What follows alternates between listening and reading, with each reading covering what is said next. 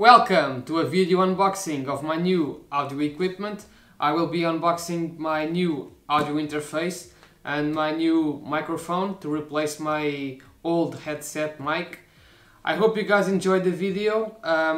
Be sure to stick till the end because I will be including a microphone test as well as comparing it with my old microphone. So yeah, without further ado, let's begin the unboxing. Alright, so we're gonna start with the audio interface. This interface is the M-Audio M-Track 2x2. They also sell another version with two microphone inputs, which is a 2x2M.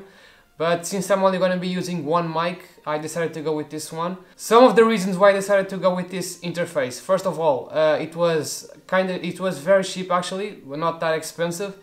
I also really like the design. I love the LED lights there. I love the lights which tell me if I'm peaking or the level of the gain. I actually also enjoyed the fact that the controls are at the top instead of being in the front like most of the audio interfaces. I also enjoyed the fact that this is also USB-C compatible, so it's more future-proof. And from the spec sheet, it's actually very good for the price. I looked at the spec sheet, the specifications and the noise level and all that, and it seemed to be really good for the price. So yeah, this is the interface I went with. So now let's do the unboxing. We're gonna be opening here the box.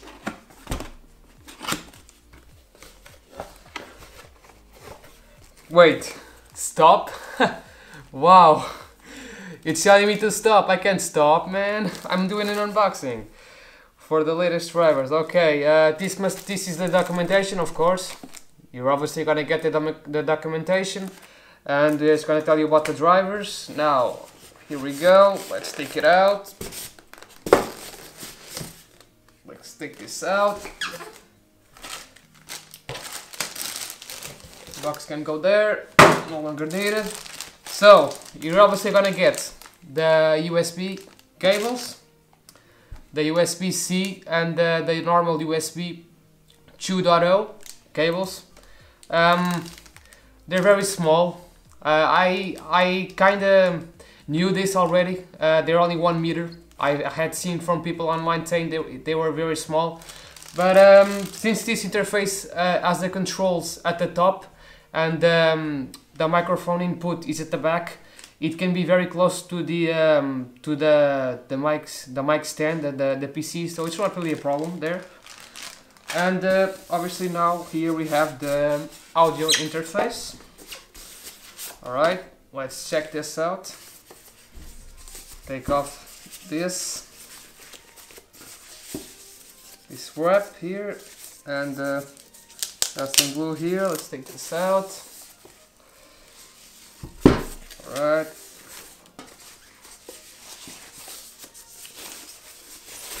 And here we go. Nice finish here. Here it is, guys, my new audio interface, M-Audio. Really love this design, really love it. So let's go over the inputs and the outputs and all of that. So first of all, here in the back, here is the if the camera wants to focus. Here is okay, come on Nikon, please. All right, so here is the microphone input. This is where you connect your microphone, and here is where you connect your studio monitors, which I don't have studio monitors. I don't really need this. And here you have the USB connector. This is where you connect obviously your interface to the PC. At the front you're gonna find an instrument input if you want to connect an instrument. Obviously I'm not going to connect an instrument. I'm only going to connect the microphone, so I don't have a need for that. And here you're gonna find the headphone input to connect your headphones. And here is the phantom volt power, 48 volts of phantom power. This is only needed if you're using a condenser microphone, which requires 48 volts of phantom power. Since my microphone is a dynamic microphone, I will not be using the phantom power, only if you're using a condenser microphone. So now here at the top, this big knob controls the volume. I believe it controls the volume. These are your main inputs to control the gain of the instrument and the microphone. The first one is for the microphone, the second one is for the instrument. Here you have a knob to control the zero latency monitoring, so you can basically hear, or should I say, you can basically control how much you hear from the computer and your headphones, which is very useful. And here is your knob to control the volume of your headphones. So yeah, that's pretty much the interface. I really like it. I really enjoy the fact that the controls are at the top, kind of like mixers. Mixers are like this as well.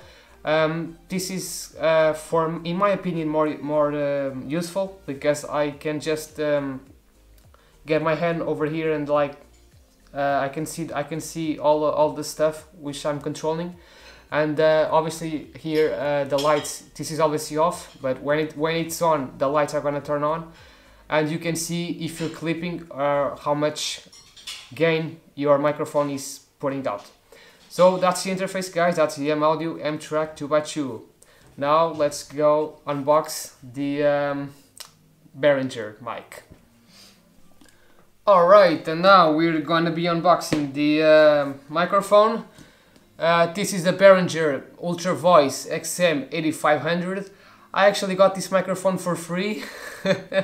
I got this microphone for free, yeah. I didn't pay a dime for this. So yeah, this microphone is very cheap. It's one of the best starting microphones for YouTube. I'm gonna give you an advice right away. If you're just starting out, do not buy a USB microphone. Many YouTubers are gonna tell you, oh, buy a USB microphone and stuff like that. No, do not buy a USB microphone. Always go with an XLR microphone. This is an XLR microphone, which requires an audio interface to connect. Never go with a USB microphone, like I said, because USB microphones, first of all, if you want to upgrade, you're gonna have to buy a new microphone, because since they're USB, they're not upgradable. With an XLR microphone like this Behringer, you can upgrade either the microphone or the audio interface, so you always have an upgrade path. With a USB microphone, you will have to buy a new microphone every single time you want to upgrade. And another reason why I do not advise to go with an USB microphone is because USB microphones pick up a lot of noise as well. They pick up way more noise than XLR microphones. And if you're doing gaming and podcasts and stuff like that, you're definitely not gonna want to pick up unwanted noise. Also, USB microphones can be very expensive. The best ones can be very expensive. There are also cheaper options, but obviously those are not gonna be that great. I really do not advise USB microphones. Do not buy like a Blue Yeti or a Blue Snowball or all of that crap. They're all crap, all those microphones. The Blue Yeti is only good if you want to pick sound very far away, but I mean, a microphone is supposed to be used for recording, to pick up your voice, so why would you want a microphone that is going to pick up so far away? I mean, I don't see much of a problem. If you don't like microphones really close to your mic, go with a USB microphone. If you want to really improve your audio and you don't want to pick up much noise, go with an XLR microphone. And if you really want to really not pick up much noise, go with the microphone like this, which is a dynamic microphone. Dynamic microphones pick up way less noise than condensers, but the problem is they require much more gain, so they're gonna have more line noise. You're gonna have to crank up the preamp much more, and they do not sound as clear as condensers because their frequency response is not as great. But yeah, without further ado, let's unbox this microphone. Let's go. The Behringer. So first of all, you get this really nice carrying case to store your microphone, which is always good to get, a case to store your stuff. We're gonna be here opening, and you're obviously gonna get your documentation. Okay. Actually, let me show you, just so you guys here can see. This is the frequency response. I don't know if you can see it. There is the frequency response. It goes from 15 Hertz to 50 kilohertz. I think, I'm not sure now. I will post it in the video, the frequency response. And this is the cardioid microphone, by the way, which means it's gonna pick up what's in front of it and reject what's behind and to the sides. So it's really good for voiceovers and gaming, because it's gonna pick up less unwanted noise from the sides and the rear. So first of all, you get this microphone stand clip, so you can place your microphone on a boom arm, or a boom stand, or a desk stand, a floor stand, should I say. So yeah, it also moves, so you can position the microphone like you want. And you're obviously gonna get the microphone, which is it's not very heavy. Actually, it's like a little more than 200 grams, but it feels heavy. It's made of metal. It has an internal pop filter, but I advise you to pick up either a pop filter or a windscreen. I actually have a windscreen here. I bought this windscreen. It basically blocks the P's and the S's. This microphone, unfortunately, since it's so cheap, it picks up the P's and the S's way too much. So like if you say P and S is like pizza, it's gonna distort a little bit. So I advise you to pick up either a pop filter or a windscreen if you don't want those unwanted noises. This microphone is very cheap, like I had said. It's basically just a rip-off of the Shure XM58, which is one of the most popular live microphones. It's also much more expensive. This is almost just as good for less, should I say, than half the price, for like a third of the price. It's obviously not going to sound as good as the Shure, but it's definitely very, very good. If you're just starting out, it's like one of the best microphones. I actually saw many advices, many videos of people recommending this microphone, so that's why I decided to pick it up. It's very good if you're just starting out, like I said. It's not gonna be too expensive, and like I said, it's just as good as the Shure. The only thing I don't like about this microphone is that it is a little on the muddy side. It can sound a little too muddy and bassy, should I say. It can sound a little too bassy, has too much bass. But you can always EQ it out. You can always EQ in post, which is what I'm gonna do anyway, because I'm gonna be doing recordings, not live streams. So yeah, the Behringer XM8500, guys, I recommend it. Very good mic. So yeah, now I'm gonna be doing the audio tests, so stay tuned for that. Alright, now I'm talking into the microphone of the Kingston HyperX Cloud 2 gaming headset. My gain is set at around 75%. I will do no post-processing. This is the raw audio coming straight from the microphone. This microphone, it sounds pretty good for the price. For a gaming headset, it actually sounds pretty decent. But the problem I have with this microphone is that it sounds too compressed. And this is because the sound card, which is what I'm using to plug the headset, by the way. I'm using the sound card which came with the headset. It has some noise reduction effects, and what this means is that the microphone is not gonna sound that clear. It's not gonna sound very clear. It's gonna sound too compressed and too digital. It's almost like it's too digital. It doesn't sound very natural, the voice. But if you're just doing some small gaming recordings, gameplays, or if you want to talk to your friends online, or you want to stream on Twitch or stuff like that, it's fairly decent. It's not gonna be obviously quality studio, but it's definitely pretty good for the price you get. This is an amazing headset actually. So yeah, now I'm gonna do some noise tests. So first I will start by banging on my mechanical keyboard, and I'm also gonna click on my mouse. Now I'm talking while I'm banging on the mechanical keyboard, so you can see how much of my voice versus how much of the keyboard it picks up. And now I will be quiet for some seconds, so you can see how much background noise there is, how much is.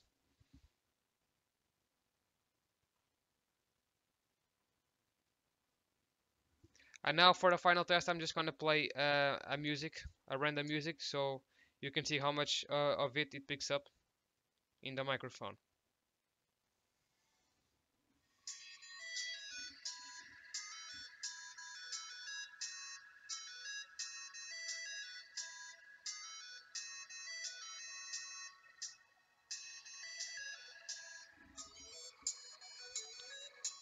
Alright, and that was the Kingston HyperX Cloud 2. Once again, like I said, not a very bad mic. It's actually very good for the price, but it sounds too digital for my taste, which is why I decided to upgrade to my new microphone. So we're gonna switch to it in 3, 2, 1. And now we're talking into the Behringer XM8500. I have my gain set at around 75%. This is the raw audio from the microphone. I will do no post-processing, but I might boost the audio because this is a dynamic microphone, so it's not gonna sound as loud as like a condenser microphone, because it requires a lot of gain. So you're gonna have to crank your preamp a lot. You're gonna have to be at almost 100% if you don't have a really strong interface with a very strong preamp. So this is a cardioid microphone, so it's gonna pick up your voice pretty good if you're in the front of the microphone, but if you go to the sides, it's gonna pick up much less. Now I'm going into the sides, and you can probably see that it's picking up a lot less noise, or should I say my voice. Now I'm going to go back into the front of the microphone, and it's again picking up very good again. Now again into the sides, and now I'm gonna go into the back. Now I'm talking into the back, and you can probably not hear much now of my voice. It's not gonna sound very loud now because it's rejecting my voice. And now we're back into the front of the microphone. I'm using my windscreen, by the way, which helps with the plosives. This microphone is very plosive heavy, so you're gonna want to use a pop filter or a windscreen if you want to avoid that. Now I'm gonna do some noise tests. So the mic is connected on my boom stand right at the top of my mechanical keyboard. So I'm gonna start by typing on it and then talking at the same time, so you can see how much of my voice versus how much of the keyboard it picks up.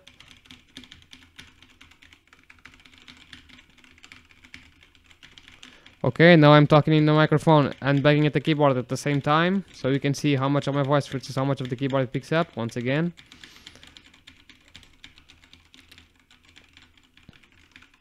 And now I'm gonna shut up for some seconds, so you can see how much background noise there is generated by the microphone.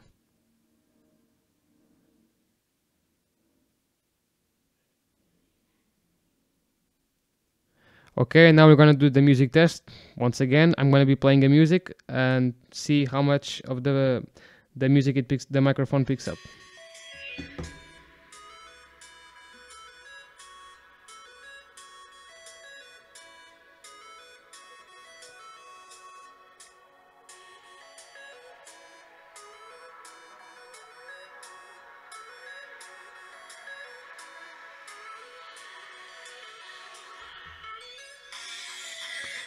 Alright, and that was it. That was the sound of the Behringer Ultra Voice XM8500. I hope you guys enjoyed it. Hope it helped your decisions. So, for the microphone stand, I was gonna buy a boom arm, a dedicated boom arm, one of those cheap microphone boom arms. But from what I had seen on online reviews, people were complaining that the mic stands were too fragile and broke very easily.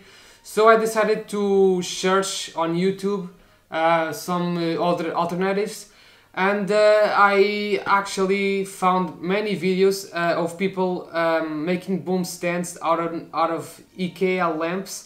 And so that's exactly what I did. So as you can see, this is my microphone stand. It's gonna be sitting like this. I will have a future video of the setup of the mic all set up as well, so you can see how it looks. I might also include it in this video, I'm still not sure. So let's go right ahead and talk how I did this. So basically I took an IKEA lamp and I cut out the cable, obviously. I cut out the cable, took out the head, the lamp head, and right here you can see there's a rivet here. I basically it did not come with this rivet, the lamp. I took out the one which came with the lamp and went ahead and brought a new rivet. I cut the rivet a little bit because it was a little too large, and did some holes to attach the rivet which connects it, as you can see. And I put the adapter which came with a microphone stand clip. I put the adapter here, which is gonna allow you to connect the stand, the clip stand of the microphone and the microphone as well. Then the mic stands like this on the table. It can articulate as well, as you can see. It can articulate, and one of the good things about this stand of the lamp, which is better than those cheap microphone stands, is the fact that you can move it around. It articulates much better than those cheap microphone stands. So that's one of the other reasons why I bought one of these stands, one of these lamp stands, and modified it, because it articulates much better. It's more durable as well, and it's cheaper as well. Obviously I could go with a more expensive mic stand, like there's one from Rode, the Rode PSA1, which is much more durable and much better built, but it's way more expensive, so I really did not see a point. I mean, the mic which I have, the Behringer, is not that heavy. This stand fits just good. So yeah, that's the mic stand, guys. Yeah, if you're on a budget, I will suggest to do what I did, and buy an IKEA lamp and just modify it. There's a lot of videos online you can search. Very easy to do. Right, guys, so that was it. That was the unboxing of my new audio equipment. I'm really sorry for the quality. I know it was kinda a little bit rushed and not really planned. I had not done any tests prior to the making of this video. I will do a new video showing my new setup, and I'm probably gonna be showcasing this. Right now I have the boom arm here, as you can see. I can move it around like so, as you can see. Yep, I can move it around. The microphone with the windscreen already attached.